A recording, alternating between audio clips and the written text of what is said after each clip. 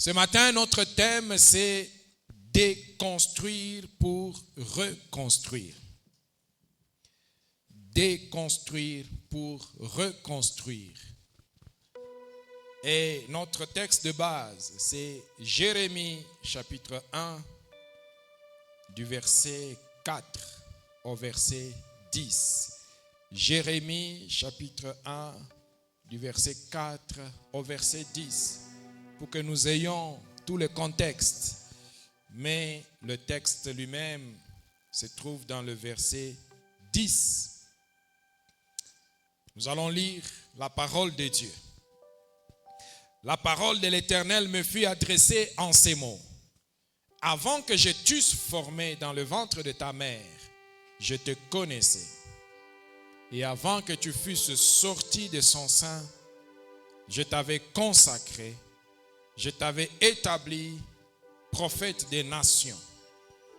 Je répondis, ah Seigneur éternel, voici je ne sais point parler, car je suis un enfant.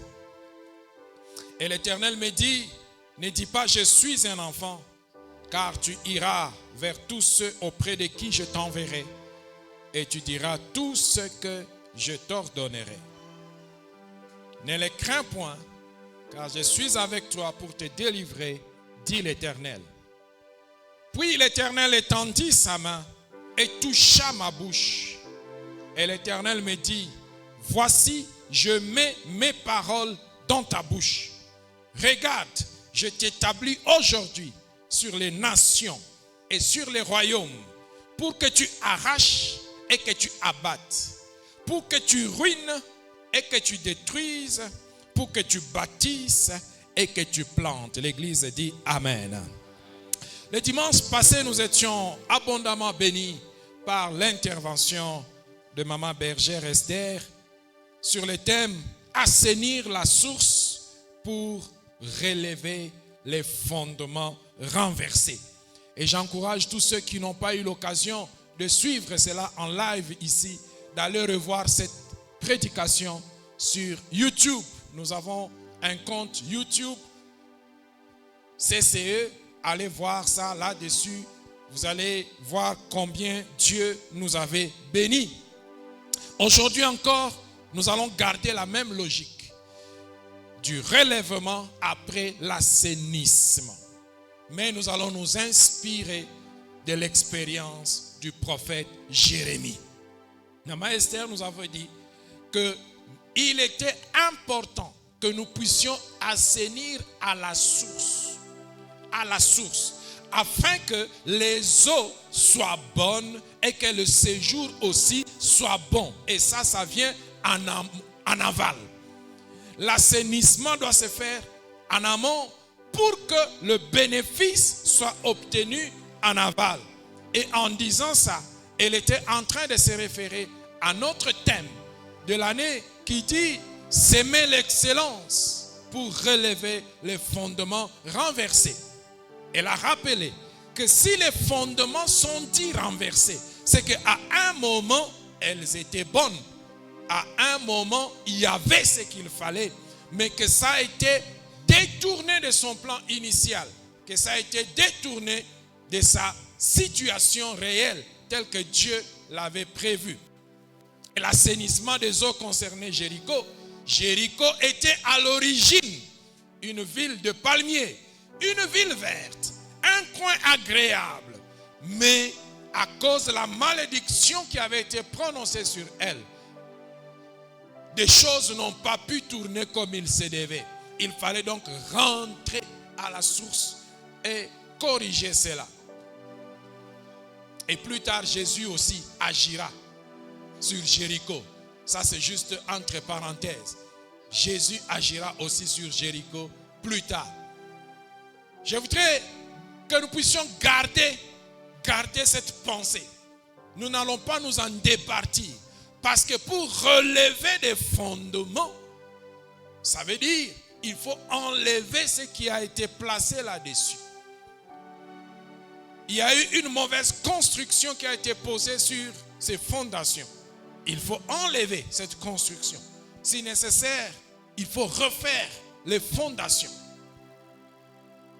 Et c'est ce que nous allons voir aujourd'hui à travers ce thème, déconstruire pour reconstruire. La littérature nous apprend que Jérémie a exercé son ministère pendant près de 40 ans. Il a travaillé avec plusieurs rois. Il a commencé à l'époque du roi Josias pour terminer à l'époque du roi Sédécias.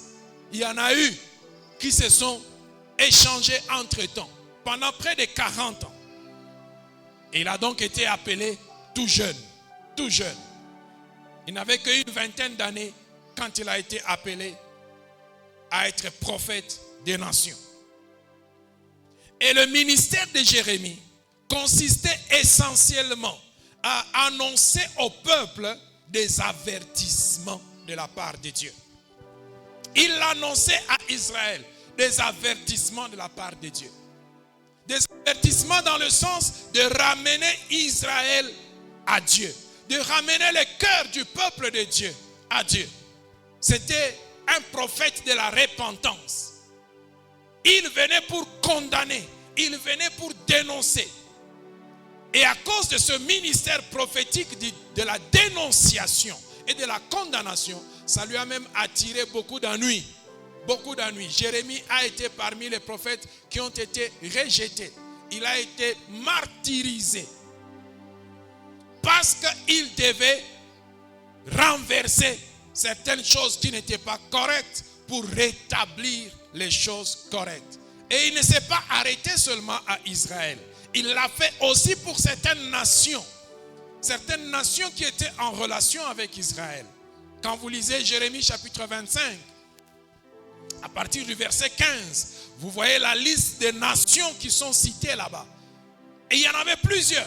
Dieu a décidé de prononcer son jugement même sur ces nations qui environnaient Israël ou ces nations avec lesquelles Israël traitait. Les jugements de Dieu devaient leur parvenir aussi.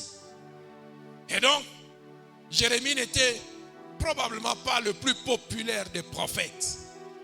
Et j'en profite pour dire, quand on est en voie de reconstruction, quand on est en voie de relèvement, on peut ne pas être populaire. On ne sera probablement pas populaire. Parce que tu seras un agent de la restauration. Quand on est utilisé par Dieu comme un agent de la restauration, on est rarement populaire. Rarement populaire.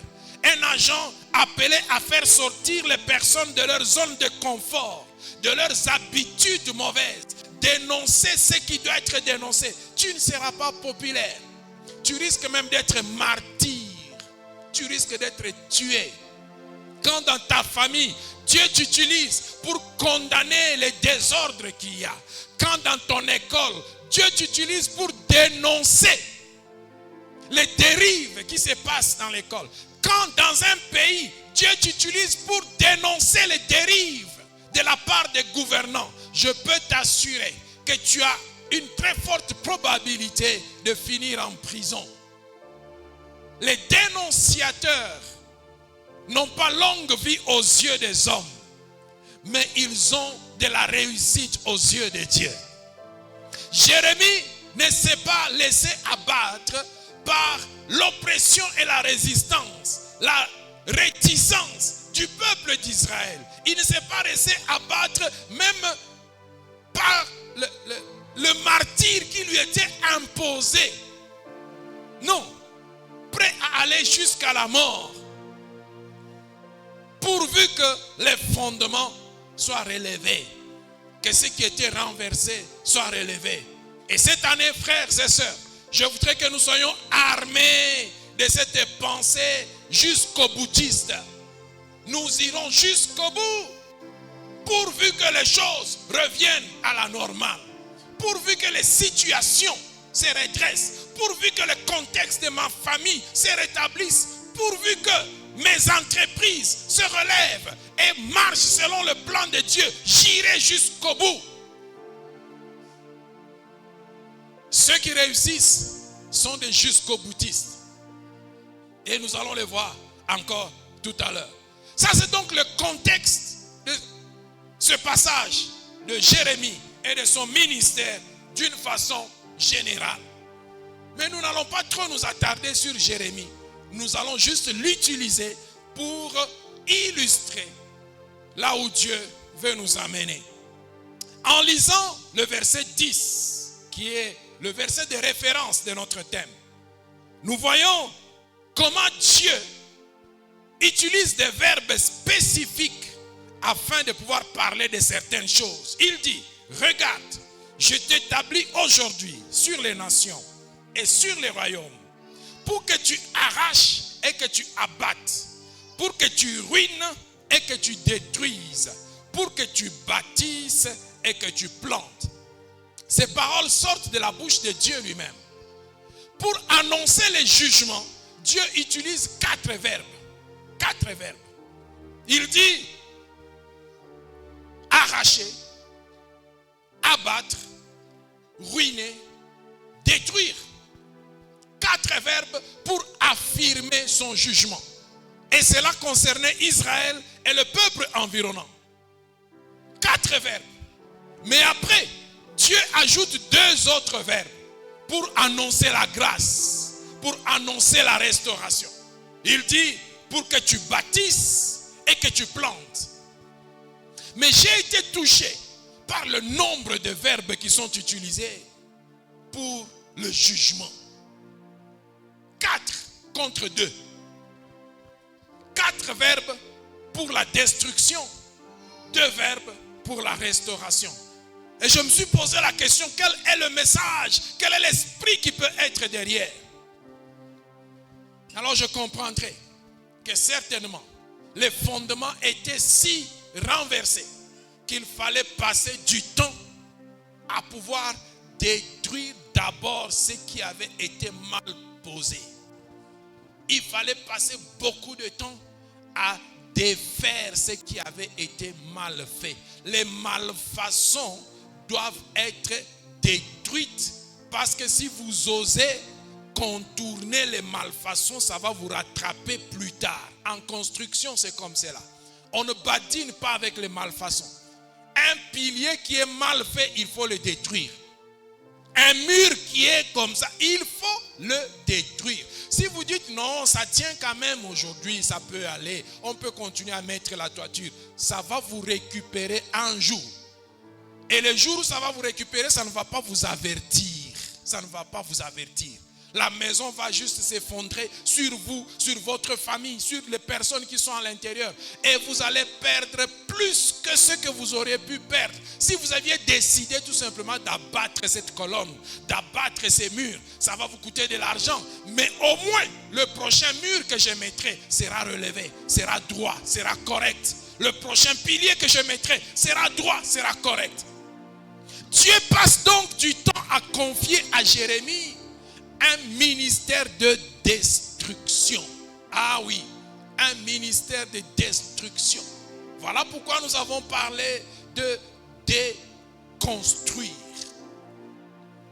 Jérémie doit abattre, doit arracher, doit ruiner, doit détruire. Frères et sœurs, il est important de comprendre que défricher un champ est coûteux, mais c'est l'étape indispensable avant de pouvoir s'aimer et d'espérer récolter des fruits. Si tu amènes ta sémence, quelle que soit la qualité de la sémence, et que tu la jettes dans une brousse, dans un terrain non sarclé, non défriché, eh bien, tu cours beaucoup de risques de perdre ta semence. Non seulement les herbes vont étouffer la semence, mais pour les plus vigoureuses qui vont porter des fruits, ces fruits, tu ne les verras pas. Tu n'y auras pas accès. Il faut prendre du temps pour défricher un champ. Il faut accepter les sacrifices qui consistent à cultiver, à préparer le terrain, à défricher. Il faut accepter cela. À Jérémie, telle était la mission. Et il a passé son temps en train de dénoncer. Il a passé son temps en train d'appeler à la repentance. Il a passé son temps en train d'annoncer le jugement de Dieu. C'est ça, déconstruire. Le dictionnaire nous dit que le mot déconstruire veut dire défaire la construction. défaire la structure, défaire l'organisation de quelque chose. Nous avons des choses à défaire dans notre vie. Nous avons des choses à déconstruire, Frères et sœurs, la Bible elle-même dit ceci. Tout arbre que mon père n'a pas planté sera arraché. Toute plante que mon père n'a pas plantée sera arrachée. C'est une malfaçon. On ne dit pas qu'on va la garder, on doit l'arracher. Ce qui n'est pas de Dieu doit être arraché, doit être défait. Et cela sans pitié, sans pitié. Nous devons relever les fondements qui ont été renversés. Mais le terrain est déjà occupé par les fondements renversés. Qu'est-ce qu'il faut faire alors? Il faut d'abord abattre les fondements qui sont renversés. Et reconstruire, c'est construire à nouveau ce qui a été détruit. Il est plus facile de reconstruire quand l'espace est déjà dégagé. Voilà pourquoi il n'y a que 2 verbes pour la construction. Alléluia. Mais il y a 4 verbes pour la destruction. 4 verbes. Et vous savez aussi pourquoi construire, il n'y a que 2 verbes. Parce que le reste, Dieu aussi s'en charge. Alléluia. Dieu s'en charge. Quand il s'agira de reconstruire, Dieu aussi est dedans. Dieu est dedans. Et c'est ce qu'il a dit même à Jérémie. C'est moi qui t'envoie. Je serai avec toi. Vas-y. Tu vas bâtir. Tu vas relever. Mais commence d'abord par déconstruire. Commence par défaire. Et dans la vie d'une personne, défaire est souvent très difficile. Parce que ce sont des choses que tu auras acquises. Ce sont des choses que tu as développées pendant des années. Ce sont des choses que tu as vécues pendant des jours, pendant des années. Pendant des générations, vous avez vécu cela. Vous avez expérimenté ce mode de vie. Et quand on te demande de te défaire de cela, ça demande beaucoup. C'est beaucoup de sacrifices. Mais un excellent n'a pas peur du sacrifice. C'est le chemin tracé vers la gloire. Quand il faut consentir le sacrifice pour être relevé, il faut le consentir. Il faut le consentir.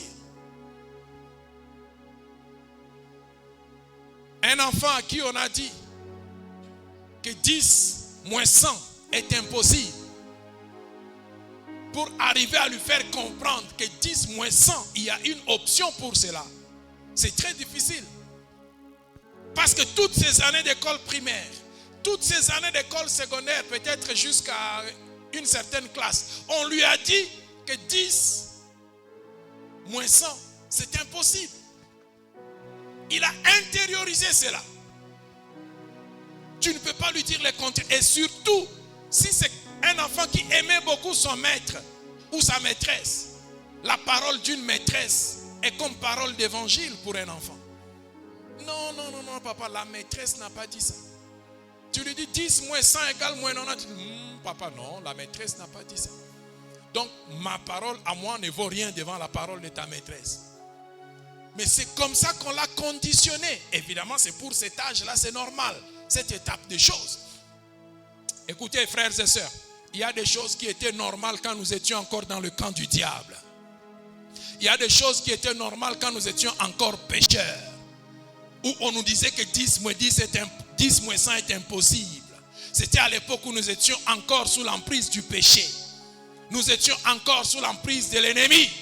Mais maintenant nous sommes rachetés, nous connaissons la vérité. Vous connaîtrez la vérité et la vérité vous affranchira. Il faut déconstruire tous les mensonges du diable. Il faut déconstruire tout ce que l'ennemi a mis autour de nous comme forteresse. Il faut déconstruire cela afin de pouvoir reconstruire. Que devons-nous reconstruire? D'une façon pratique, que pouvons-nous reconstruire? Il y a plusieurs choses. J'ai retenu juste 2 choses. Premièrement, nous devons déconstruire les pensées rétrogrades. Déconstruire les pensées rétrogrades. les forteresses dans lesquelles nous sommes retenus prisonniers. Ce sont des pensées rétrogrades. L'identité, le caractère et la destinée d'une personne sont façonnés par la nature de ses pensées profondes. Telles sont tes pensées, tel tu es. Et c'est biblique, le livre des Proverbes nous le confirme. Telles sont tes pensées, tel tu es. Ce que tu penses définit ce que tu es. Et le diable a compris cela. Voilà pourquoi l'une des choses principales auxquelles il va s'attaquer, c'est notre pensée. Notre pensée. Quand le diable a vaincu ta pensée, alors il a vaincu toute ta vie. Et la pensée, c'est quoi? La pensée, c'est tout ce que tu conçois au fond de ton cœur. La pensée, c'est tout ce que tu imagines dans ton être et qui va dicter ton comportement à l'extérieur. Ce que nous faisons à l'extérieur, nos actions sont les résultats de nos pensées.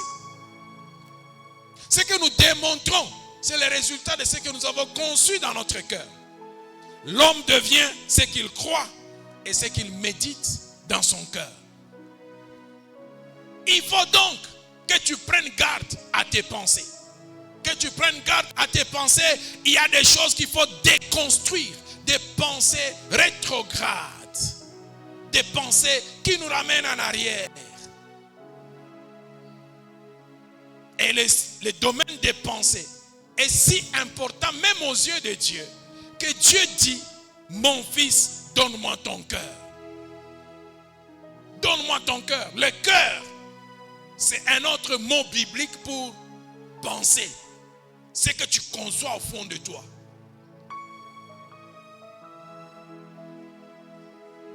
C'est que tu vis avec au quotidien. C'est ton cœur. Quelles sont les pensées rétrogrades? Juste quelques pensées. Et nous allons rappeler certaines choses que nous avons déjà eu à dire en ces lieux. Frères et sœurs, en sortant de ces cultes, que tu puisses avoir des pensées renouvelées. Que ton intelligence soit renouvelée. Que ta façon d'approcher les circonstances et les temps de la vie puisse être changée. On doit déconstruire pour reconstruire. Tu ne peux pas bâtir là où il y a déjà un autre bâtiment. Ce n'est pas possible. Il faut d'abord détruire. Et détruire coûte cher. Détruire coûte cher. C'est pourquoi il est important que nous annoncions cette parole. Pour que déjà à partir de la fondation, tu puisses poser des bonnes bases. Quand les bases sont erronées, pour défaire la malfaçon, tu vas payer. Tu vas payer. Premièrement, des pensées défaitistes. Il faut déconstruire les pensées défaitistes. Les pensées de défaite. Nombre chapitre 13, versets 30 à 33. La Bible nous parle de ce rapport des espions qui ont été envoyés par Moïse pour explorer le pays de Canaan. Sur 12 qui étaient partis, 10 sont revenus majoritairement défaitistes. Défaitistes. Ils décrièrent devant les enfants d'Israël le pays qu'ils avaient exploré. Ils dirent, le pays que nous avons parcouru pour explorer est un pays qui dévore ses habitants. Tous ceux que nous y avons vus sont des hommes d'une haute taille. Et nous y avons vu les géants, enfants d'Anak, de la race des géants. Nous étions à nos yeux et on leur comme des sauterelles. Un esprit défaitiste. Défaitiste. C'est un fondement renversé. Dieu ne nous a pas conçus et ne nous a pas appelés avec des esprits défaitistes. Je suis créé à l'image et à la ressemblance de Dieu. Mon Dieu est un Dieu conquérant. Et moi aussi je suis conquérant. Je ne suis pas un défaitiste. Il faut que tu rappelles à ton âme que tu n'es pas un défaitiste. Et tu refuses d'être un défaitiste. Devant les situations de la vie, devant les circonstances que tu traverses, refuse que ta pensée te dise que tu es défaitiste.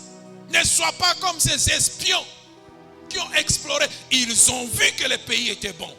Ils ont amené même des évidences que le pays était réellement le pays dont Dieu parlait. Mais ils disent, non, on ne saura pas y entrer. Non. Non, ne sois pas comme ça. Ne sois pas de ceux-là qui disent toujours, je ne suis pas capable. Ne sois pas de ceux-là qui disent toujours, ça ce n'est pas fait pour moi.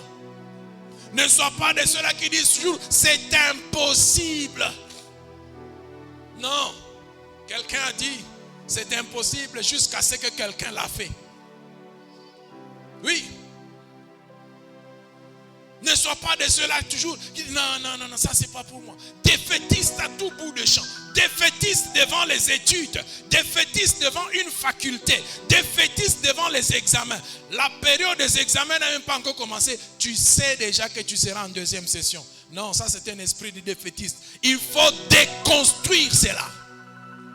Il faut déconstruire cela. Défaitiste. Pensée rétrograde. Un excellent n'est pas un défaitiste. Alléluia. Un excellent est un conquérant. C'est un vainqueur. Refuse d'avoir des pensées défaitistes. Il faut abattre cela. Il faut arracher cela.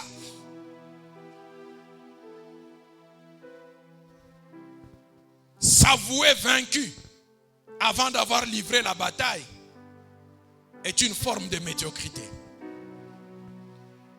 Tu t'avoues déjà vaincu avant d'avoir livré la bataille. Tu es médiocre. Ce matin, en sortant de ce culte, tu dis, je cesse d'être médiocre. Il faut que je tombe, je tomberai les armes à la main. Un excellent dit, je tomberai les armes à la main. Car je suis un conquérant. Je suis un combattant. Je suis un commando. La vie ne va pas me détruire. Nous nous battrons. Et si je dois tomber, ça sera avec les armes à la main. Alléluia. Je ne veux pas baisser les bras. Des pensées défaitistes, ça appartient à ceux qui vont échouer. Ça appartient à ceux qui vont garder les fondements renversés. Des fondements renversés. Dieu n'a pas prévu cela comme cela au commencement. Non. Ne sois pas défaitiste. Il est encore mieux d'échouer en essayant. C'est mieux d'échouer en essayant. Parce qu'alors, l'échec se transformera en expérience. Au moins, ça sera une leçon acquise. Alléluia. Essaye au moins. Ne baisse pas les bras. Ne baisse pas les bras. Sur le plan matériel, ne baisse pas les bras. Sur le plan spirituel, ne baisse pas les bras. Ne dis pas, moi je n'atteindrai jamais cette dimension d'onction. C'est impossible que je sois loin à cette dimension. Non, ce n'est pas impossible. Commence. La Bible dit, aspirez au don. Aspire, commence. Dieu sait qu'il attend de toi. C'est le premier pas. Le second pas, il va s'en charger. Alléluia. Il faut que tu puisses déconstruire les pensées de défaite. Que tu puisses déconstruire cela. Ce matin, je sens qu'il y a un conquérant qui sort de ces lieux. Dieu est en train de se bâtir une armée de conquérants. Plus jamais de défaite dans ma pensée. Plus jamais d'esprit de défaite. Je refuse d'être celui qui échoue. S'il faut qu'une seule personne réussisse, c'est moi cette personne-là. Je serai la seule personne qui va réussir. Je serai la seule personne qui va réussir. Il faut refuser les esprits de défaite. Il faut refuser cela. Ne te laisse pas enfermer dans l'esprit d'échec. Esprit d'échec, c'est impossible. Non, ce n'est pas fait pour moi. Mais c'est fait pour qui? Je suis le fils du Dieu Tout-Puissant. C'est fait pour moi. C'est fait pour moi. C'est fait pour moi. C'est fait pour moi. Il faut apprendre à revendiquer certaines choses. Oh, ma force n'est pas que dans mes muscles. Ma force est dans le soutien que j'obtiens de Dieu. J'obtiens cela de Dieu. Quand Caleb et Josué se sont tenus debout, ils ont dit, montons, emparons-nous du pays. Vous pensez que la force était dans leurs muscles? Non, la force était dans la promesse de Dieu. Dieu avait dit, je vous ferai monter dans un pays où coule le lait et le miel. Et leurs pieds ont foulé ces pays. Leurs yeux ont vu ce pays. Frère, Après avoir vu ce que Dieu t'a promis, qu'est-ce que tu attends d'autre? Il faut juste posséder. Possède seulement. Ne sois pas défaitiste. Ne sois pas défaitiste. La grâce est disponible pour ceux qui s'attendent à Dieu. Ça peut être dur pour un temps, mais ça ne sera pas impossible. Ne perds pas de vue le fait que Dieu est avec toi. Ne perds pas de vue. Ne sois pas défaitiste. Que tes pensées aujourd'hui proclament la victoire. Que tes pensées annoncent la victoire. Que tes pensées aujourd'hui annoncent la réussite. La réussite. La réussite. Je disais la réussite. Et c'est là dans tous les domaines. Les études, les mariages, les entreprises. Que tes pensées conçoivent la réussite. Ce que tu auras conçu dans ton cœur, ta bouche le proclamera. Et cela arrivera à manifestation. Il faut déconstruire les pensées de défaite. Que Dieu te bénisse abondamment. Qu'il te bénisse encore abondamment.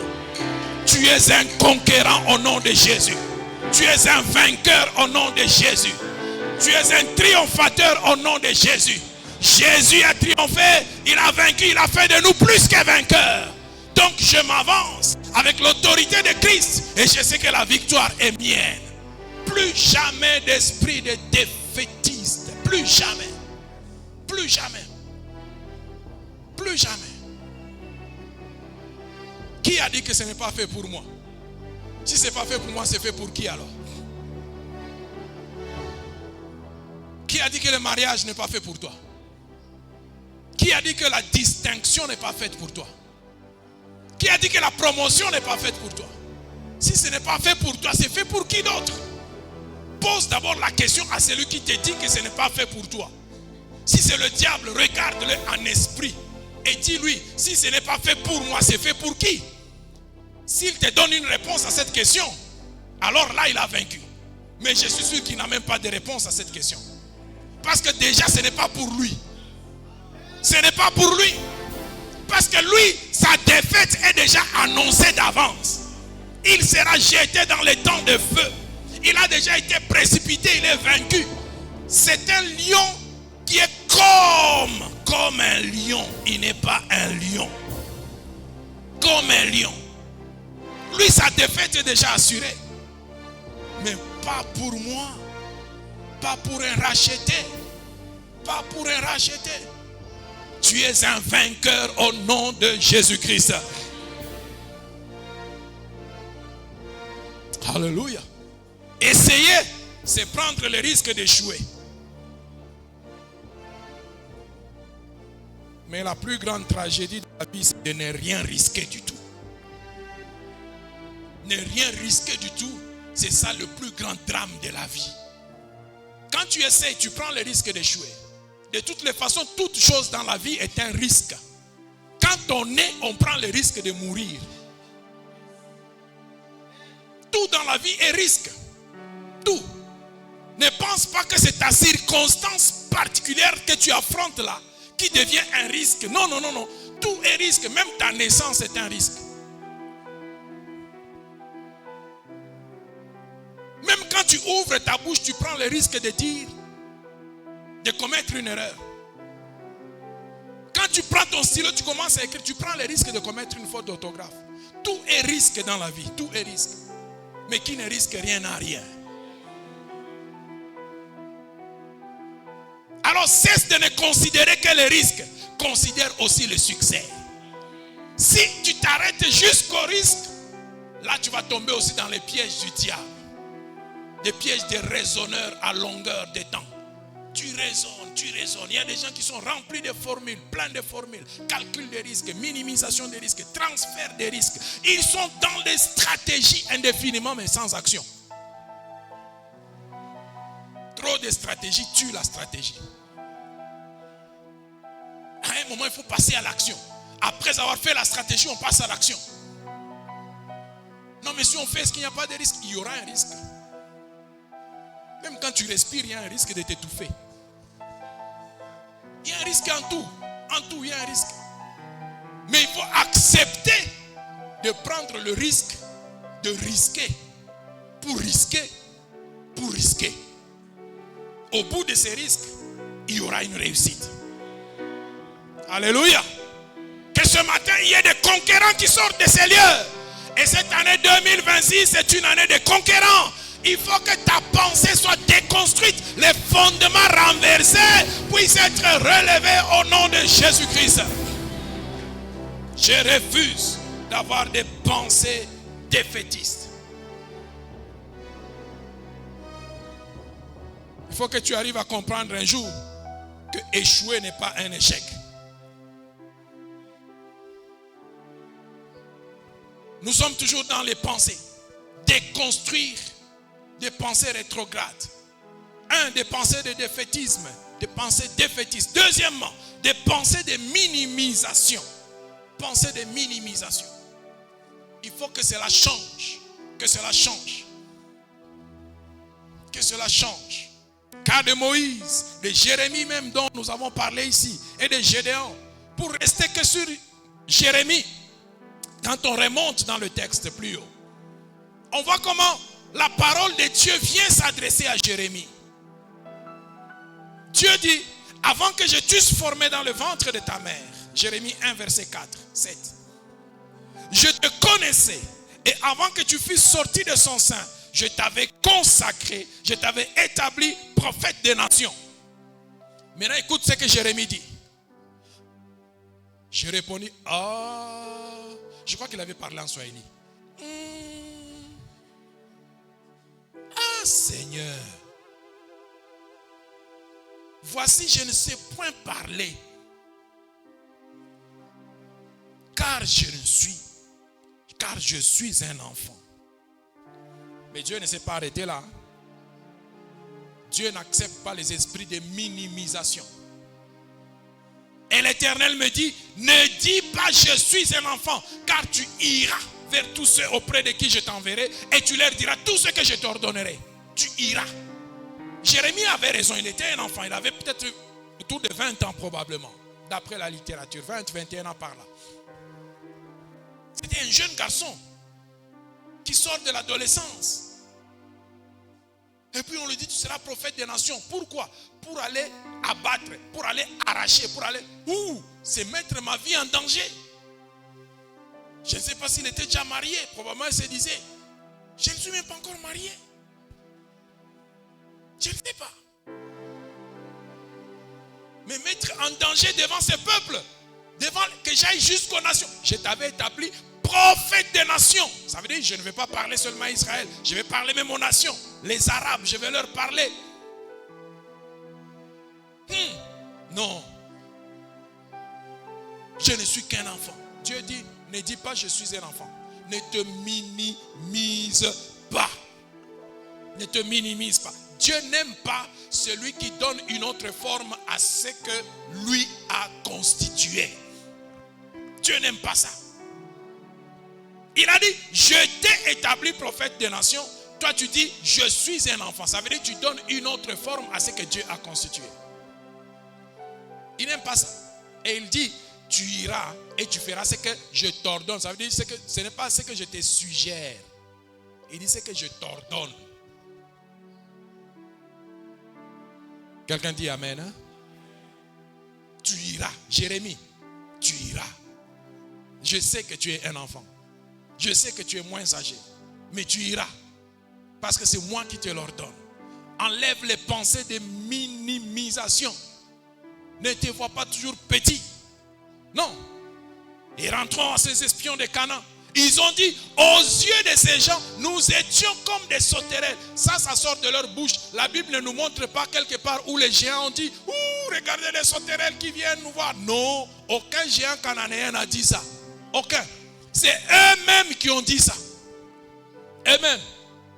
À leurs yeux là, nous étions comme des sauterelles. Et vous connaissez la destinée d'une sauterelle. C'est d'être avalé par la poule. Ou d'être écrasé par un pied. Après tu vas dire, mais je comprends vraiment bien l'anifikia. Oui, mon Dieu, c'est mon compagnon. Destiné en pandu, on connaît. À À leurs yeux, nous étions comme des sauterelles. Comme des sauterelles. Minimisation. Je suis enfant. Je ne sais pas parler. Je ne sais pas chanter. Je ne sais pas prêcher. Ah, moi je n'ai jamais officié. Moi je... Esprit de minimisation, sort de CCE au nom de Jésus-Christ. Ne te cache pas derrière cet esprit pour dire que tu es humble. Ça, c'est de la fausse humilité. C'est une fuite de responsabilité. Ne confonds pas la fuite de responsabilité avec l'humilité. Non, Bakubiri Nibo. Non, on est bon, on va accompagner. Allez-y, prêchez, on est bon. Non. Dieu a dit, je t'ai établi. Et d'ailleurs, je t'ai établi avant même que tu ne sois formé dans le sein de ta mère. Tu ne vas pas me donner une leçon aujourd'hui. Je ne me suis pas trompé. Cesse de te minimiser. Cesse de te voir toujours petit, insignifiant, anonyme. Non. C'est cela. La stratégie de Dieu n'est pas conforme à la stratégie des hommes. Cesse de dire, je suis une femme. Est-ce que être une femme est une tare? Être une femme, c'est un péché. Ah, bon, quand tu me dis une phrase comme celle-là, là, qu'est-ce qui est sous-entendu? Ah, expliquez-moi d'abord, expliquez-moi. Quand on me dit une phrase comme ça, c'est quoi? Que je comprenne quoi? Que quoi et quoi et quoi? Non. Et tu veux que je te dise une bonne nouvelle? C'est Dieu qui a fait de toi femme. Oui, c'est Dieu qui a fait de toi femme. Et la Bible dit que ses œuvres sont parfaites. Donc ce qu'il a fait est parfait. Donc il fallait que toi tu sois femme et que moi je sois homme. C'est ça. Tu n'es pas un déchet de l'humanité. Et tu n'es pas une erreur de la création. Dieu n'avait pas sommeil quand il t'a créé. Il était conscient de ta création. Il était conscient de ton identité. Ne te minimise pas. Shinjo Beushi. Dieu, il n'y avait pas de délestage quand Dieu t'a créé. Alléluia. Est-ce que tu comprends ça? Ne te minimise. N'utilise pas des standards humains pour contrecarrer le plan parfait de Dieu. Alléluia. Le propre des standards humains, c'est que ça change. Ça change tout le temps. Ça change. Les références humaines changent tout le temps. Aujourd'hui, tu vas te plaindre parce que tu es noir. Mais demain, les gens de teint clair vont chercher à devenir noirs. D'ailleurs, ça a déjà même commencé. Ça a déjà commencé.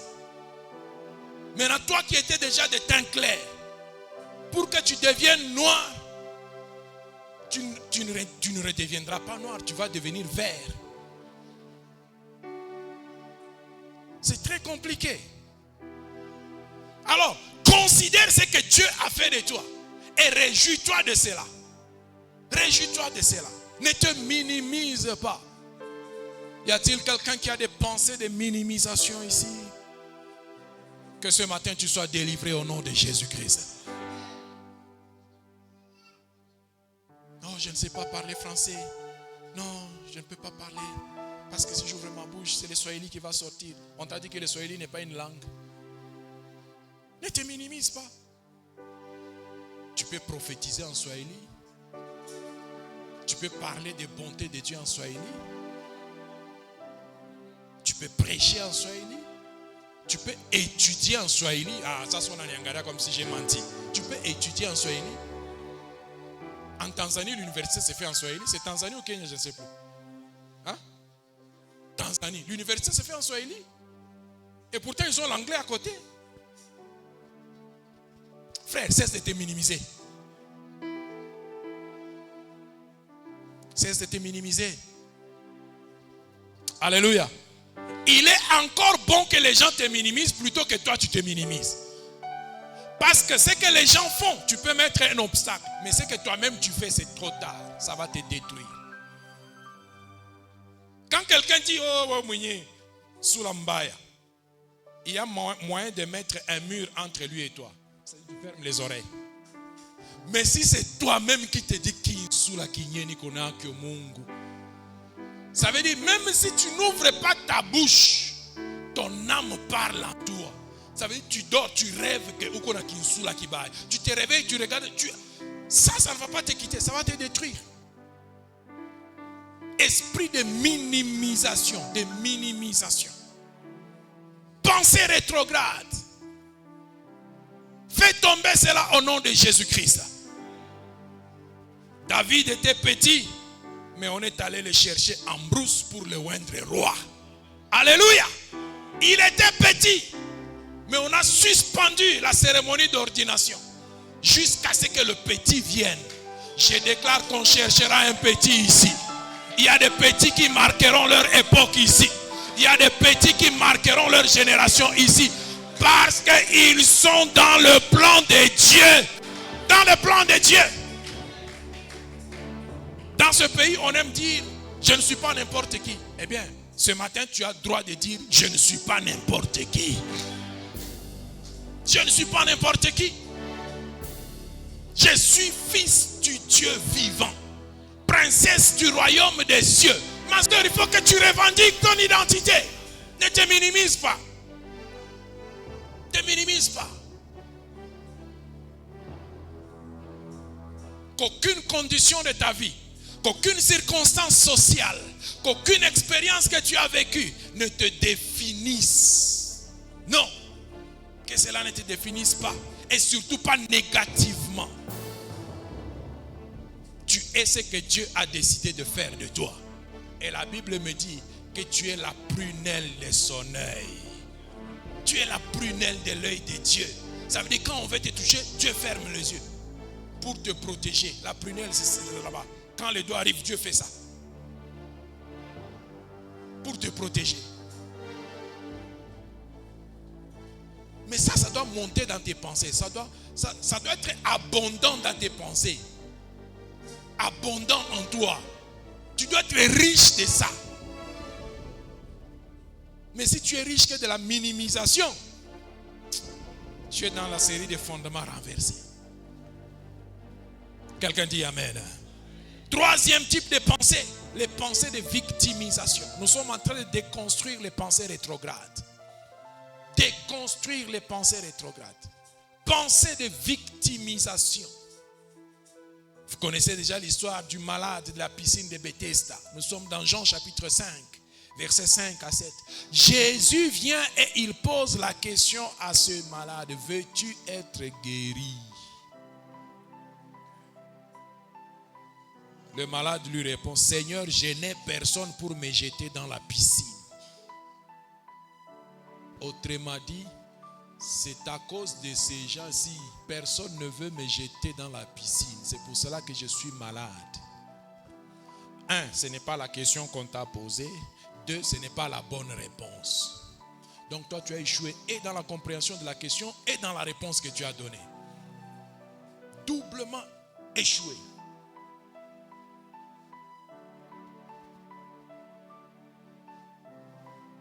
Victimisation. La recherche de boucs émissaires ou de personnes à blâmer pour sa situation. Médiocrité, plus.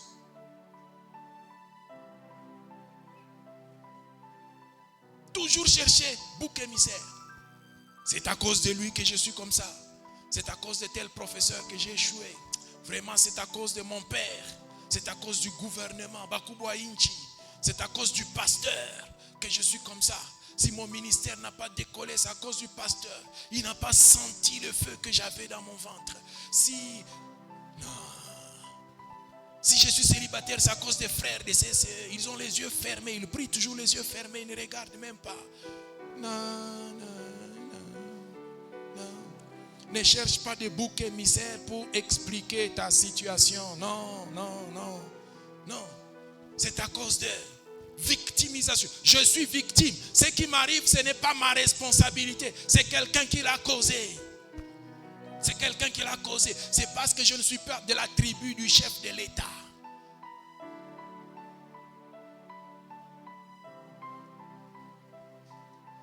Cherche pas toujours à te victimiser. Ce sont des pensées rétrogrades. Ce matin, on est en train de déconstruire cela. On est en train de défaire cela. Tu vas sortir une nouvelle créature aujourd'hui. De ces lieux, tu sors une nouvelle créature. Oui, oui. La Bible dit, nos destinées sont entre les mains de Dieu. Alors, ne conditionne pas ta situation à l'action ou à l'intervention d'une personne. Ne blâme personne, ne cherche personne à blâmer. Ne cherche personne à accuser. Non, ne le fais pas. Les pensées de victimisation sont des pensées de médiocrité. Des médiocrités. Quand on veut toujours avoir un bouc émissaire, on finit par se faire des ennemis partout. Même les gens se fatiguent de toi. Parce que plus personne ne va s'approcher de toi. Il se détourne de toi. Un jour, tu vas manquer même la personne que Dieu a envoyée pour toi. Parce que tu es un victimiste pro max. C'est pas possible. Pas possible.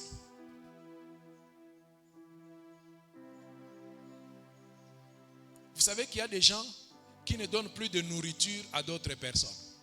Un jour, tu mourras de faim. Pose-moi la question, pourquoi? Non, je n'ai pas entendu ta question. Parce que toi, chaque fois qu'on t'a donné à manger et que ton ventre a commencé à faire mal, tu as pris celui qui t'a donné à manger comme sorcier. Demain, il ne va plus te donner à manger. Tu vas mourir de faim. Tu vas mourir de faim. Et pourtant, tu as mangé sans laver les mains. C'est de ta faute quand ton ventre a commencé à faire mal. Maintenant, pourquoi tu blâmes la nourriture que je t'ai donnée? J'ai mal fait de te donner à manger. Si j'ai mal au ventre, c'est à cause de lui. Que cet esprit-là s'en aille au nom de Jésus. Victimisation à outrance, c'est de la médiocrité. Un jour, tu risques de rater l'opportunité de Dieu. Tu vas rater. Quelqu'un dit Amen. Quatrième type de pensée, les pensées de résignation. Résignation. Cas de la veuve de Sarepta.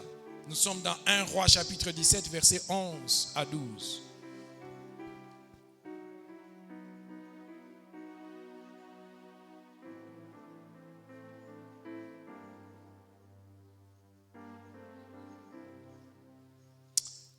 Et Elala en cherchait. Il l'appela de nouveau et dit, apporte-moi, je t'ai pris, un morceau de pain dans ta main. Et c'est le prophète qui parle à la femme. Et elle répondit, l'Éternel, ton Dieu est vivant. Je n'ai rien de cuit. Je n'ai qu'une poignée de farine dans un pot et un peu d'huile dans une cruche. Et voici, je ramasse 2 morceaux de bois. Puis je rentrerai et je préparerai cela pour moi et pour mon fils. Nous mangerons, après quoi nous mourrons. Évidemment, c'était normal. Il y avait la famine. Et il dit à la femme, va me préparer à manger et amène-moi cette nourriture. Amène-moi ce pain. La femme dit, mon Seigneur, tel que tu me vois là, moi avec mon fils, je n'ai qu'une poignée de farine dans un pot. Poignée, ça veut dire qu'il peut suffire dans la main. Ça veut dire quantité méprisable. Et un peu d'huile dans la cruche. Voici, je ramasse 2 morceaux de bois. C'est avec précision. 2 morceaux de bois. Puis j'entrerai et je préparerai cela pour moi et pour mon fils. Nous mangerons. Mais nous savons déjà comment ça va se terminer. Nous mangerons. Et après quoi nous mourrons. Waouh! Quelle résignation. Quelle résignation. La résignation, ça veut dire le fait de supporter l'inévitable ou le fait d'accepter l'inévitable, le pénible, le difficile, sans protester, sans résister. C'est ça la résignation. J'accepte. C'est comme ça que ça va se passer. La résignation, c'est du fatalisme. J'abandonne. Je baisse les bras. De toutes les façons, nous mangerons, mon fils et moi, et après, nous allons mourir. C'est fini. Les résignés disent toujours, c'est fini. Nous sommes morts. Nous sommes morts. Ça, ce sont les résignés. C'est un langage de résignation. Non. La Bible dit, pour ceux qui respirent, il y a encore de l'espoir. Oui. Ne te résigne pas en disant, oh, on est mort. Je vais te dire pourquoi il ne faut pas dire ça après. Ne te résigne pas. Ne te résigne pas à dire, dans ce pays, pour attraper le boulot, il faut que tu sois de la famille présidentielle. Et puis tu es là, tu te résignes. Non, ne te résigne pas. Ne te résigne pas en déclarant, vraiment dans les circonstances actuelles, pour avoir le mariage, il faut que tu puisses te prostituer. Non, ne te résigne pas. Il n'y a que les si tel était le cas, les prostituées seraient tous des premières dames. Hein? Elles seraient toutes des premières dames, mais aller sur de la révolution, c'est plein. Hein? Le marché est saturé sur de la révolution la nuit. L'offre est abondante, la demande est minime. Hein?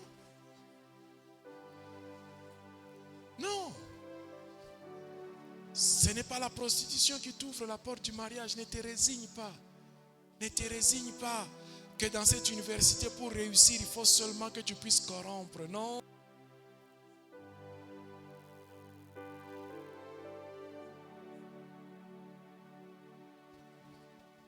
Moi, je dis toujours, de toute façon, si dans un endroit tu ne réussis pas, tu n'es pas un arbre enraciné, quitte cet endroit, va ailleurs.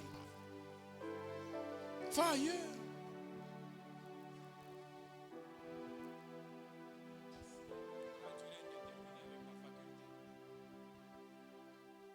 Tu n'as pas signé un contrat à durée indéterminée avec cette faculté, quitte la faculté. Change. Dans cette faculté, on ne réussit jamais en première session. Tu seras la première personne à réussir en première session. Ne te résigne pas. Aie au moins le courage d'affronter.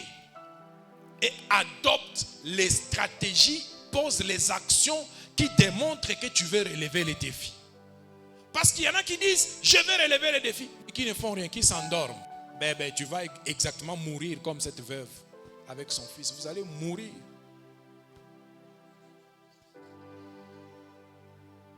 Pensée de résignation. D'où est-ce que cela vient? C'est du diable. La résignation est satanique. Alors que ce n'est pas la pensée de Dieu. Ne te résigne pas. N'accepte pas la fatalité. Non. Nous ne sommes pas en train de poursuivre un destin. Nous avons une destinée. Le destin, c'est la fatalité. La destinée, c'est le programme de Dieu. Je refuse d'être conditionné par le destin. Je refuse. Ne te résigne pas, frère. Pensée rétrograde. Il faut déconstruire cela. Il faut abattre cela. Il faut arracher cela. C'est Dieu qui a le dernier mot dans la vie de ses enfants. Et non pas les hommes ni les circonstances.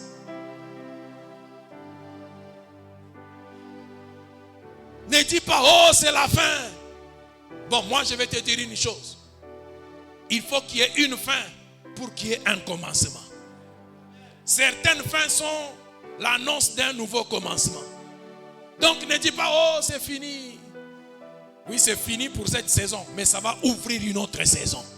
Est-ce que tu peux changer un peu ta mentalité ce matin? Que cette année 2026, tu aies une mentalité différente. Une façon de concevoir la vie différente. Ne reste pas que dans la résignation. Non, ne reste pas dans la résignation. C'est la première des choses à déconstruire. Les pensées rétrogrades. Fais le bilan de tes pensées. Qu'est-ce qui monte en toi comme esprit? À 23h59, quand tu es seul dans ta chambre, qu'est-ce qui monte en toi dans ton esprit? C'est ça qu'il faut déconstruire. C'est ça qu'il faut défaire. Il faut défaire. Quand c'est négatif, il faut le défaire. Jérémie a reçu mandat de défaire avant de rebâtir. Tu ne sauras pas ajouter tant que le verre est plein. Est-ce que tu comprends ça? Tu ne sauras pas. Tu es tellement plein de ces amertumes, de ces incohérences, de ces forteresses. Non, libère-toi d'abord de cela. Et Christ viendra te remplir. Et quand lui vient, il viendra avec des pensées renouvelées. Que ce matin, cela soit ton partage au nom de Jésus-Christ. Deuxième chose qu'il faut déconstruire, les lois retardantes. Les lois retardantes. Les lois et les principes qui te retardent, frère, il faut écrouler cela. Il faut déconstruire cela. La Bible nous parle du cas de la reine Esther, mais aussi du cas des filles de Tselophshad. Esther, chapitre 4, versets 15 à 17. La reine Esther envoie dire à Mardoché, va, rassemble tous les Juifs qui se trouvent à Suse et jeûnez pour moi, sans manger ni boire pendant 3 jours, ni la nuit ni le jour. Moi aussi, je jeûnerai de même avec mes servantes. Puis j'entrerai chez le roi malgré la loi. Quelqu'un répète après moi, malgré la loi. Mais elle ne s'arrête pas là. Comme la vie est un risque et qui ne risque rien n'a rien, elle dit, et si je dois périr, je périrai. Je vais te dire une chose. Quand tu as ce genre de langage, le diable est vaincu déjà. Parce que le diable, c'est un intimidateur. Il intimide. Il vient là et il fait. Et puis toi, tu dis. Ça, c'est ce que le diable fait. Maintenant, quand il viendra vers toi, il fait. Toi, tu fais. Il va fuir. Mais ça, c'est dans ta pensée. Tu dois développer ça dans ta pensée.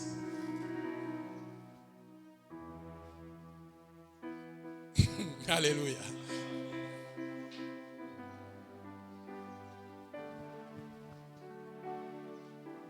J'entrerai chez le roi malgré la loi. Il y avait une loi qui était établie là. On ne pouvait pas entrer chez le roi sans être invité par lui. Mais il y avait une circonstance qui exigeait la délivrance du peuple de Dieu. Eh bien, je ne vais pas laisser cette loi s'appliquer sur moi. Malgré la loi, j'entrerai. Et quand vous êtes revêtus de l'onction du Saint-Esprit, vous transcendez les lois humaines. Malgré les lois, j'entrerai. Mardoché s'en alla et fit tout ce qu'Esther lui avait ordonné. J'ouvre d'abord une parenthèse ici. Les hommes, regardez-moi. Le verset 17 dit ceci. Mardoché s'en alla et fit tout ce que Esther lui avait fait quoi?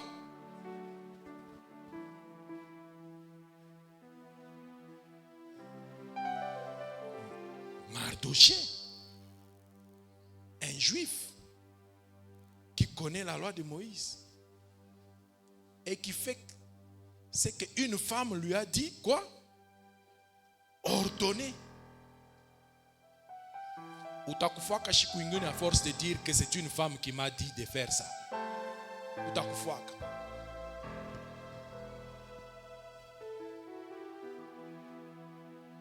Non seulement c'était une femme, mais en plus c'était son enfant pratiquement. Son enfant. Mais à cet instant-là, Esther était un instrument de Dieu. Il faut savoir discerner les temps et les saisons. Il faut discerner les opportunités. À cet instant-là, ce n'était plus sa nièce, sa fille. C'était l'instrument de Dieu pour la délivrance de son peuple. Esther dit, Mardochée exécute.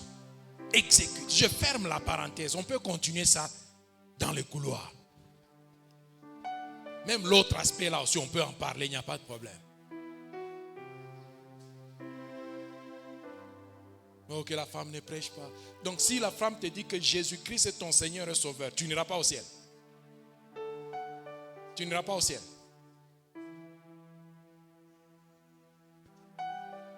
J'avais déjà fermé la parenthèse. Je la ferme maintenant. Je la ferme. Nombre 27, 1 à 7 nous parle de ces merveilleuses filles de Tselophate. Elles étaient à 5. L'autre fois, j'ai défié les mamans ici. Pourtant, ce sont des filles merveilleuses. Ogla, Milka, Jemima. Bon, Jemima, c'est biblique aussi. Il n'y a pas de problème. Il n'y avait pas d'héritier mâle. Il n'y avait pas d'homme dans leur famille. Leur père est décédé. Mais la loi ne leur permettait pas d'hériter. Eh bien, ils disent non. Nous refusons une loi retardante comme ça. Elles s'en vont voir Moïse. Et dit, notre père était serviteur. Moïse, notre père était serviteur. Mais il est mort sans fils. C'est nous les filles qui sommes là. Nous demandons de recevoir l'héritage de notre père. Frère, il faut parfois oser bousculer certaines frontières. Il faut oser. Et je vais revenir là-dessus, sur les actions, point d'action. Il faut savoir oser. Ils s'en vont voir Moïse. Et Moïse n'a pas dit, moyen, allez, non. Moïse a dit, ok, je rentre chez Dieu. Mon, les filles là ont dit ceci. Et Dieu dit à Moïse, vous avez déjà lu ce passage? Vous l'avez déjà lu? Non, je voudrais que vous puissiez voir la parole de Dieu. Parce que c'est bien quand le mot de Dieu lui-même sonne dans nos bouches.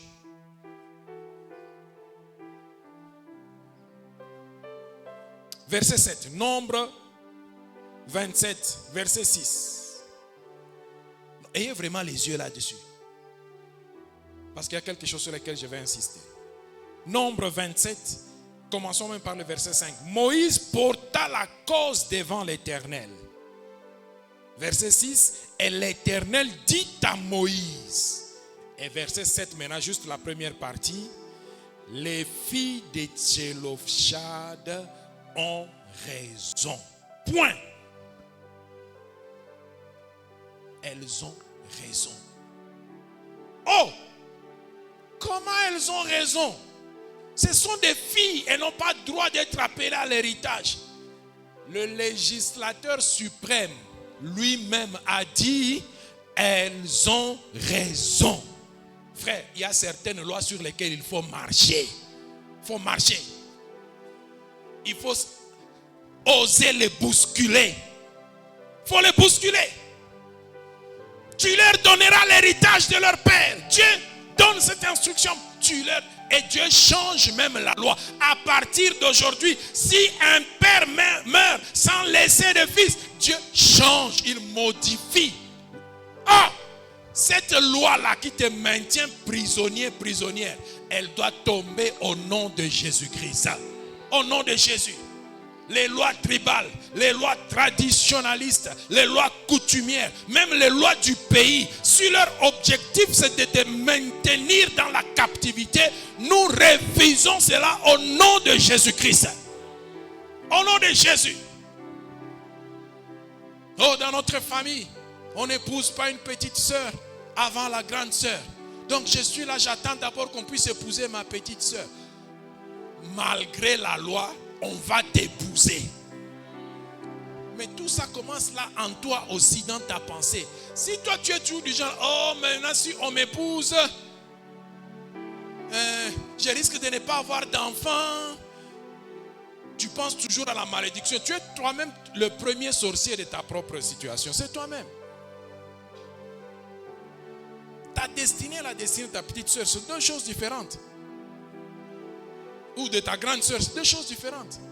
Vous avez des projets différents. Vous ne vous êtes pas comporté de la même façon. Vous n'avez pas le même appel de la part de Dieu. Vous n'avez pas la même destinée. Ne laisse pas que les lois s'imposent sur toi. Et Jacob a compris cela. Quand Laban a voulu jouer avec son esprit, Jacob a travaillé pour Rachel. Laban a joué avec son esprit et lui a livré Léa. Jacob ne s'est pas arrêté à Léa. Cesse de te contenter de l'intermédiaire alors qu'il y a le résultat final qui t'attend. Léa, ce n'était que l'intermédiaire. Pour Jacob, le résultat final, c'était Rachel. C'était Rachel. Et il a travaillé parce qu'il devait avoir Rachel. Sors de ces lois-là. Sors de ces lois qui te maintiennent prisonnier. Sors de ces lois. Chez nous, les gens ne vivent pas plus de 40 ans. Les gens ne se marient pas. Chez nous, les gens font... Non, il n'y a pas de chez nous. Nous sommes citoyens du ciel maintenant. Nous avons un autre chez nous maintenant. Nous sommes citoyens du ciel. Nous sommes sous la loi de Dieu. Alors les lois qui nous retardent, nous les bannissons au nom de Jésus. On doit les déconstruire au nom de Jésus-Christ. Nous refusons ces lois. On les refuse par le nom de Jésus. Refuse tout ce qui t'empêche de voir la gloire de Dieu. Refuse tout ce qui t'empêche de vivre la destinée promise par Dieu. Refuse-le. Que ça commence dans tes pensées, que ça se manifeste dans tes actes. Développe-le dans tes pensées, dans ton cœur. Mais aussi qu'à l'extérieur, l'on voit que tu as compris les choses. Tu te comportes de la même façon. Cesse de porter un poids qui n'est pas tien.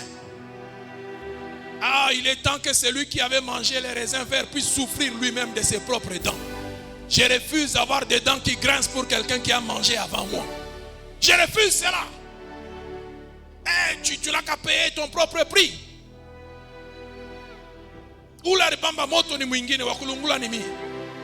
Je refuse cela au nom de Jésus. Au nom de Jésus. Quand mes arrière-grands-pères faisaient des alliances avec le monde des ténèbres, moi je n'étais pas là. En tout cas, je n'ai pas donné mon consentement. Je refuse de rester dans cette alliance. Il faut que tu puisses déconstruire les alliances maléfiques de ta tribu. Au nom de Jésus. Oh, dans notre tribu, nous sommes des ivrognes. Nous sommes reconnus comme des ivrognes. Frère, sois enivré du Saint-Esprit. C'est comme ça dans notre tribu céleste. Nous sommes ivres du Saint-Esprit. Que les autres continuent à s'enivrer sur la rue. Dès qu'ils passent une cabine, oh, mais on savait. Non, moi je ne suis pas là. Alléluia. Les lois retardantes doivent tomber au nom de Jésus. Au nom puissant de Jésus-Christ.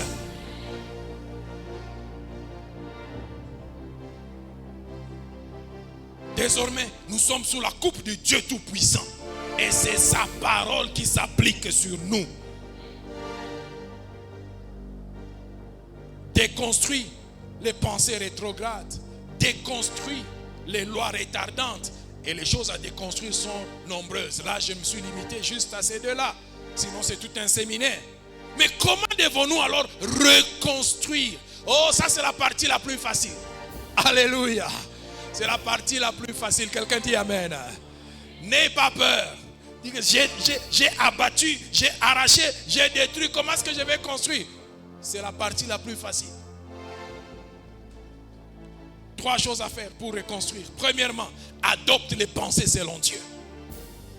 Adopte les pensées selon Dieu. Philippiens chapitre 4 verset 8. Au reste, frères, que tout ce qui est vrai, tout ce qui est honorable, tout ce qui est juste, tout ce qui est pur, tout ce qui est aimable, tout ce qui mérite l'approbation, ce qui est vertueux et digne de louange, soit l'objet de vos pensées. C'est eux dit Amen. Enrichis tes pensées des choses pures, Enrichis tes pensées des choses louables, des choses dignes de louange, dignes de reconnaissance. Enrichis tes pensées des choses grandes, puissantes. Il faut que tes pensées soient nourries. Adopte les pensées de Dieu. Adopte les pensées de Dieu, frère. Adopte ce que Dieu dit. Adopte ce que Dieu promet. Adopte-les un peu plus. Intériorise-les un peu plus. Chaque jour, intériorise-les. J'espère que tu connais ce que Dieu pense. Alors, remplis-les dans ta tête. Remplis-les dans ta tête. Que tu aies des pensées pures. Ne laisse pas des pensées charnelles t'envahir. Des pensées de victoire. La Bible dit, mon Rédempteur est, et il s'élèvera. Ça, c'est des pensées de vainqueurs. Est-ce que tu peux changer d'approche ce matin? Adopte maintenant des pensées qui donnent gloire à Dieu. La même Bible me dit, ils te feront la guerre. Ils ne te vaincront pas. Ça commence d'abord là-bas. Là. Ça commence là. Il faut que tu sois rempli de pensées. Remplis tes pensées de ce qui vient de Dieu. Écoute, la Bible dit ceci. Dieu, il renouvelle ses bontés chaque matin. Je voudrais maintenant que tu changes d'approche.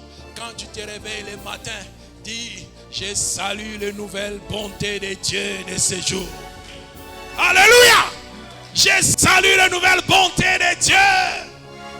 Marche dans ton salon, marche dans ta parcelle. Nouvelle bonté de Dieu, bienvenue. Bienvenue. Ça commence dans tes pensées, dans ton cœur. Est-ce que cela a changé le fait que dans le frigo il n'y a rien? Non, ça n'a pas changé. Dans le frigo c'est toujours vide. Mais ma pensée est plus forte que le frigo. Alléluia. Et ça finira par apporter quelque chose dans le frigo. Et des pensées de victoire. Considère ce qui est comme objet de ta faiblesse. Considère-les comme une opportunité. Oh, je suis célibataire. Je ne sais pas quel jour je vais me marier. Et finalement, tu t'es résigné, tu as croisé les bras. Non. Mais tu as oublié qu'un célibataire s'épanouit aussi. Tu ne te soucies de personne. C'est l'occasion de te soucier de toi-même. Déploie-toi. Crée des entreprises. Déploie-toi dans l'œuvre de Dieu. Parce que celui qui n'est pas marié s'occupe de l'œuvre de Dieu. Maintenant, toi, parce que tu n'es pas marié, tu es là.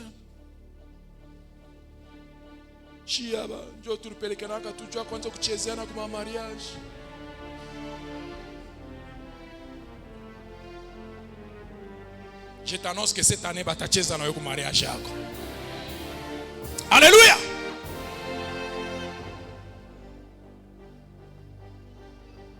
Adopte les pensées de Dieu. Que cela soit abondant en toi. Que des choses louables, des choses dignes de gloire, des choses glorieuses soient l'objet de ta pensée. Deuxième façon de reconstruire, en proclamant la parole de Dieu et non les préceptes humains. Qu'est-ce que Dieu a fait à Jérémie? Quand Jérémie a dit, je ne suis qu'un enfant, patati patata. La Bible nous dit que Dieu lui a dit, voici, je mets mes paroles dans ta bouche. Dans ta bouche. Et plus haut, Dieu avait touché ses lèvres. Ici, il dit, je mets mes paroles dans ta bouche. Comme pour dire, tu as l'arme nécessaire pour accomplir la mission. Ce sont mes paroles, mais que je mets dans ta bouche. Aujourd'hui encore, Dieu veut que nous utilisions cette arme, ces paroles, mais dans notre bouche. Quelqu'un comprend? Les paroles de Dieu, pas nos paroles. Parce que nos paroles sont facilement des paroles de plainte. Les paroles humaines sont facilement des paroles de murmure, des paroles de minimisation, des paroles de fuite en avant, des paroles de victimisation. Dieu n'a pas dit, mais parle de tes paroles. Non.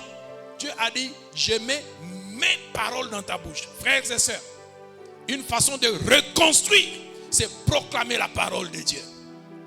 Proclamer la parole de Dieu. Quand tu te trouves devant une loi établie qui conditionne ta situation, proclame la loi de Dieu contraire à cette loi-là. Annonce la parole de Dieu sur ta situation. Passe du temps à annoncer la parole de Dieu et non pas à te plaindre. Et Dieu a fait quoi? Il a mis ça dans ta bouche. Ça veut dire que tu dois ouvrir ta bouche. Nous devons apprendre à ouvrir nos bouches, à proclamer, à déclarer la parole de Dieu. Ne les crains point, car je suis avec toi pour te délivrer, dit l'Éternel. Puis l'Éternel étendit sa main et toucha ma bouche. Et l'Éternel me dit, voici, j'ai mis mes paroles dans ta bouche. La vie et la mort sont au pouvoir de la langue. Il faut que tu puisses t'exercer. Nous qui sommes rachetés, nous avons la plénitude de la parole de Dieu en nous. Et troisième façon de reconstruire, c'est en osant avec Dieu. Il faut oser avec Dieu. Il faut essayer avec Dieu. Il faut compter sur Dieu. Le secret de notre réussite, c'est parce que Dieu marche avec nous. Il l'a fait avec Moïse. Je marcherai avec toi. Il l'a fait avec Jérémie. Je marcherai avec toi. Il l'a fait avec Josué. Je marcherai avec toi. Frères et sœurs, tous ceux qui ont triomphé, tous ceux qui ont construit ou reconstruit, ont compté sur la grâce de Dieu. Voilà pourquoi j'ai dit, la reconstruction c'est la phase la plus facile. Parce que là, Dieu lui-même est en train de faire. Mais la déconstruction est la phase la plus difficile.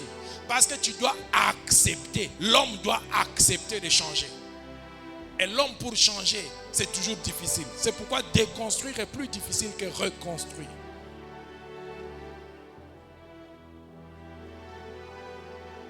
Sortir de l'Égypte, c'est facile. Mais faire sortir l'Égypte de vos têtes, c'est difficile. Voilà pourquoi on continue à penser aux concombres, on continue à penser aux marmites de viande, même pendant qu'on est en train d'aller vers la terre où coule le lait et le miel.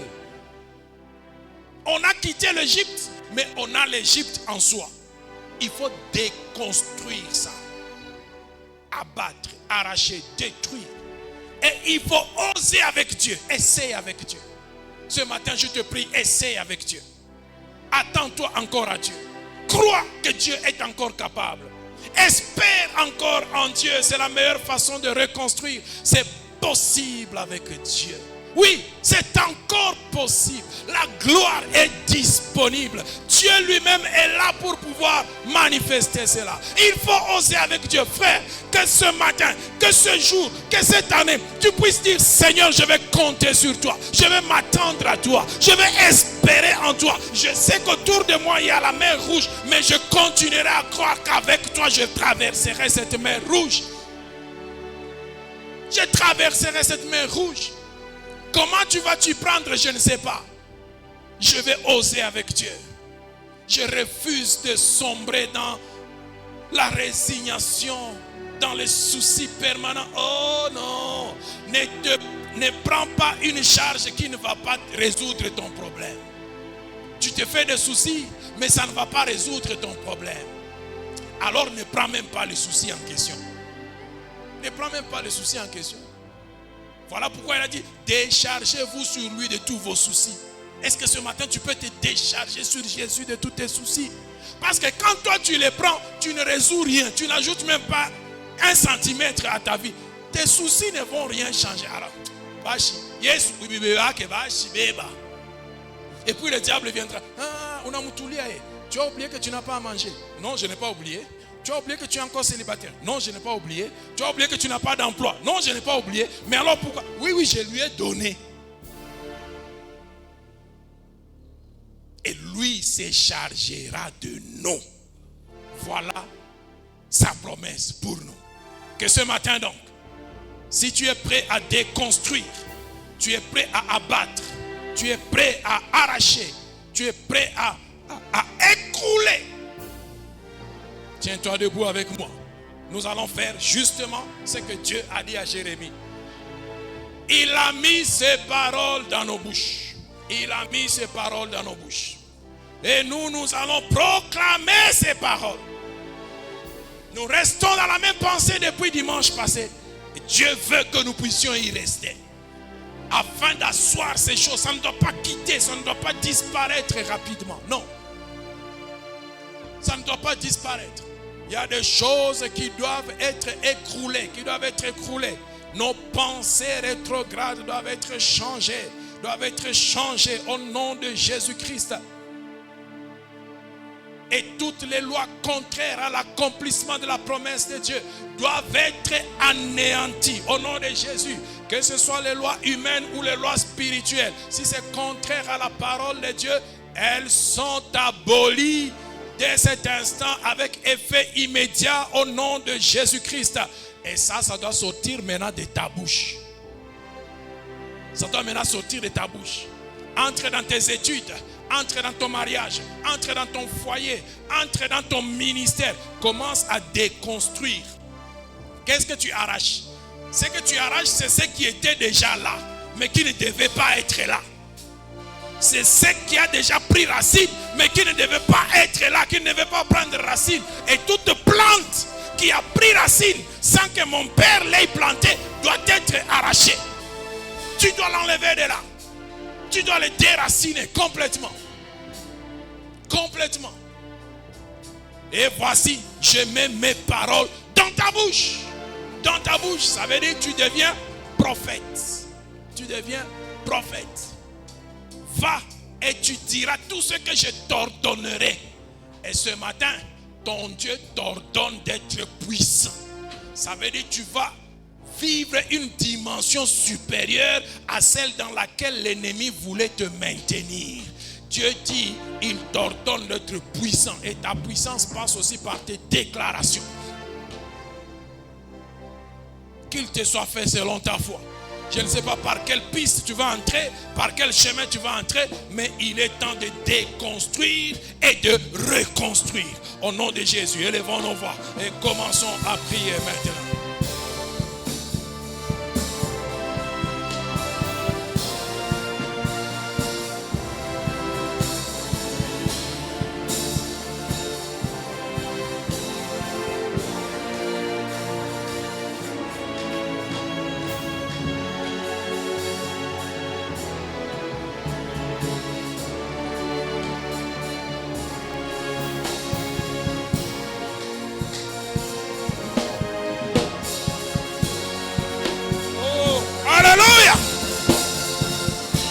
Je suis le fils du Dieu vivant.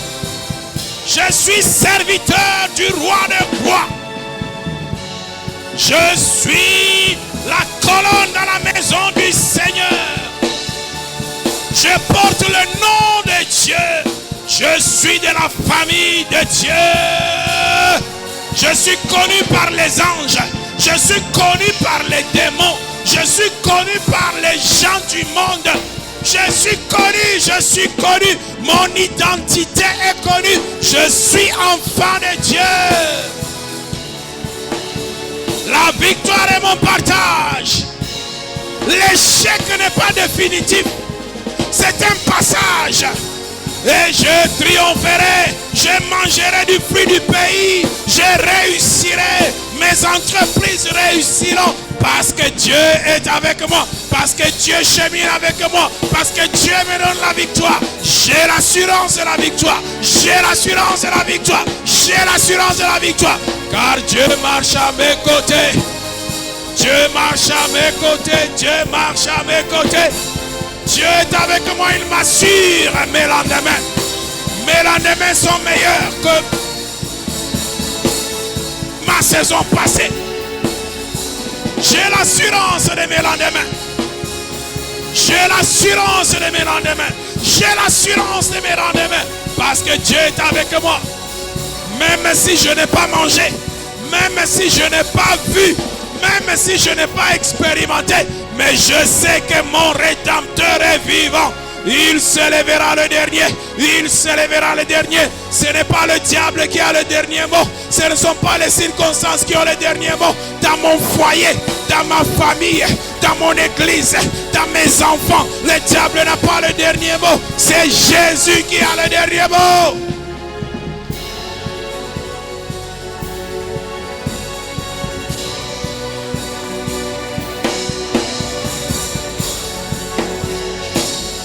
Oh Jésus.